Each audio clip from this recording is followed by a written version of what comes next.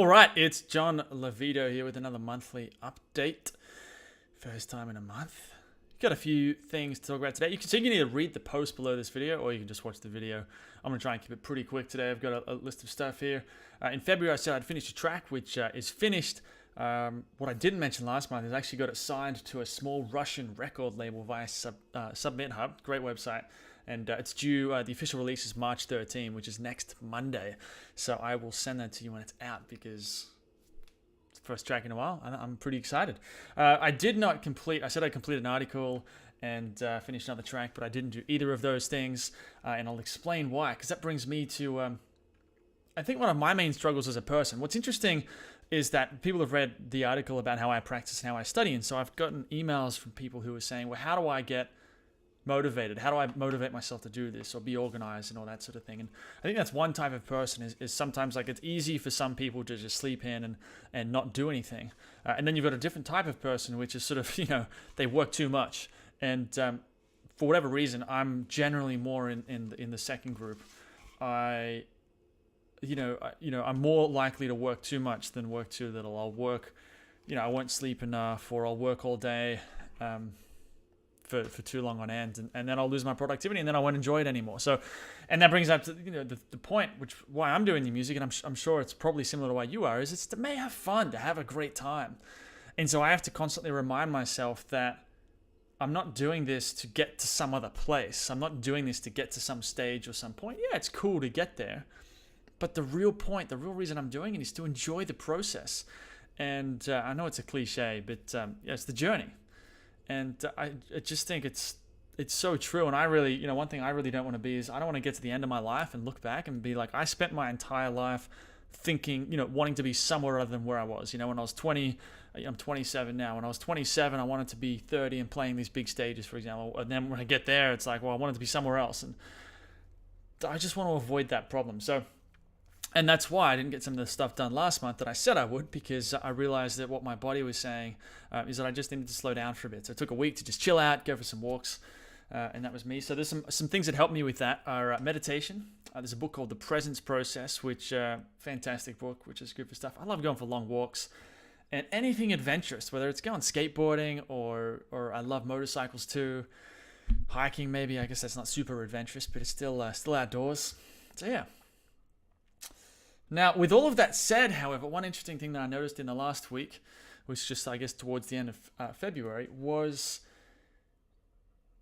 I was working on a new track.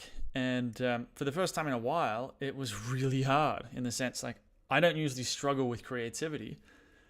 Take these off. I don't usually struggle with creativity. For me, it's just, I show up and I do my thing, and it usually comes out quite easily. But this time, it was hard. And I remember I was working on this track all day, and even by the end of the day, I felt like I'd got nothing done. Like I had nothing in this track that I liked. And I remember going for a walk and thinking about it, and I realized and just reminded myself that if you want to be creative, you've got to be able to persist in those moments. You've got to be willing to just sit with the discomfort of not knowing exactly how you're going to solve a problem. So be able to sit with a track that you don't know how it's going to work, and to sit with that frustration without rushing on or looking for an escape, which might be say making a new song. And I'm glad I did. I stuck with it. Now it's a few days later, 4 or 5 days later, and the song's really starting to come along. I'm really excited about it. So if you're struggling with a song or anything creative, really, it doesn't matter if you're a producer or not. If you're struggling with stuff, the thing is, if life's sort of a bit like, you've got to figure out what sacrifices are you willing to make. Like if you want to do music, that's great, but there's going to be sucky things that music about suck, like times when you don't know what to do. You don't know how to write a song or finish a song, or you got writer's block. That's part of the process. No creative person, is creative for a long time unless they're willing to go through those moments, to show up, put their ass in the chair and just work and do bad work if they have to. Kind of be willing to make a bad song.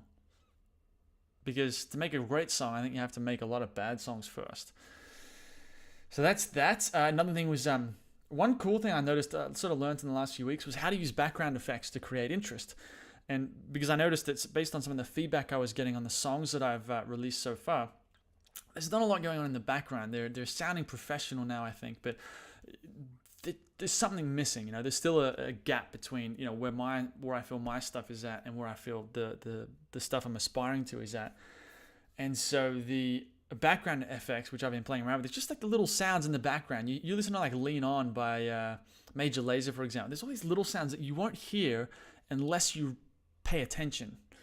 Little air things in the background, maybe a drum hit that's sort of not one of the main drum hits, but it occurs, panned hard right or something. And there's all these random things in the background that you wouldn't really notice, but I think have a way of making the brain pay attention. It's predictable, but it's all these little weird things make it somewhat unpredictable. So give that a try. I'm doing it in a song right now. I think it's really helping it to sound more professional. Broken hearts, I fight the war on beating path.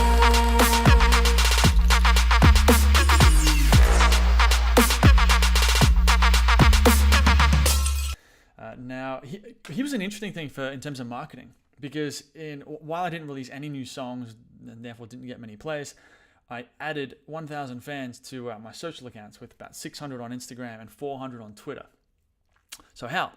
I used a service called OcuSocial, which is just sort of it's a bit of a bad name, but but what they do is for a monthly fee, they log into your account, they follow hundreds of people, and some of those people follow you back, and so you get new followers, and eventually they unfollow all the people who didn't follow you back, so you don't get that crazy follower to following ratio. So that happens on Twitter, and they do that on Twitter and Instagram. And I've also combined this with Crowdfire, which allows me to automatically message anyone who follows me with something. So I just set up a message that tells them to, hey, thanks for connecting on Twitter. Go check out my new song, Hold Me, which is not exactly new anymore. But anyway, when I go check the stats for the website, I've had, I think, hundreds of people visit the website thanks to those messages and just via Instagram and Twitter via these follow, unfollow things. And now the question is, are these real fans? And I don't think so. Okay, so that's the interesting thing, is that you can track all these social things, and it's cool, and that's why I'm tracking, because it's an objective metric. But I'm not actually sure if how these people convert into real fans. By real fan, I mean someone who actually cares about the music, for example. And so the way I would look at it is like, the fan doesn't count for that much. If they visit the website, they're a little bit better, and if they join the email list, they're even better than that. So, but despite not really being convinced, I want to let it run for a little while and just see what sort of response I'm getting. I'm getting people messaging me back on Twitter saying, great song. Some of them are retweeting it and sharing it. So there is some interesting things happening there, and you can apply these things. I just gave you the exact strategy that I'm using there, which is sign up to OcuSocial, sign up to Crowdfire, and that's really it. OcuSocial is, I think, $29 a month for the first plan, and Crowdfire is $7 a month. So $35 a month, and you can do the same thing. Now, and this really brings up another struggle, and I think this is probably the struggle of most musicians, is that it's really hard to know what works versus what doesn't. Maybe I'd be better off spending the money on Facebook ads or SoundCloud reposts or something else. Maybe I'd be better saving the money and spending more time cold emailing. That's to send an email to a manager. Managers, for example. I don't know, and that's the hard thing. So what I'm doing is I want to test this for a few months, see how it performs, and see what sort of response I'm getting back from the people who are following. If just let it run for a little while and sort of get a feel for what it happens. I don't think it's possible to know exactly whether it's better than, say, SoundCloud reposts or other forms of paid promotion. But I think you can get a feeling for it. And now, with all of this said, this doesn't, the thing that I've been reminded of while doing promotion for some of these songs is the music is the most important thing. That I might, I think I'm somewhat clever with the way I'm, doing the marketing, because I, have a background in marketing and business.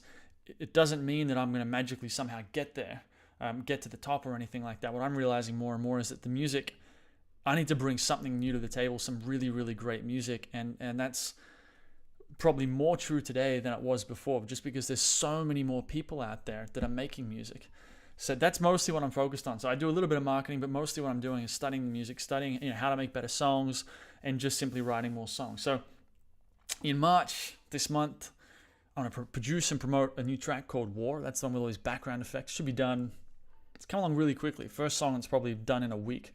It'll probably be done by Friday, and then we'll polish it up and then be ready to promote next week maybe. Going to do an article, the deliberate practice article that I said I'd do last month, and probably I'll produce and promote another new track. So that's me. I would love to know about you. I think if you're a producer or if you're just a creative person, you've probably got things in your life that you're working on. I'd love to know, like, what's happening for you in March 2017, this month. What are your wins? What have you been doing well? What's working for you? And what are your struggles? Because maybe we can share, like I've shared some stuff here. Maybe, I can help you out with some of the challenges that you've got. So post them below in one of the comments, and yeah, we'll have a chat. Otherwise, I will see you soon.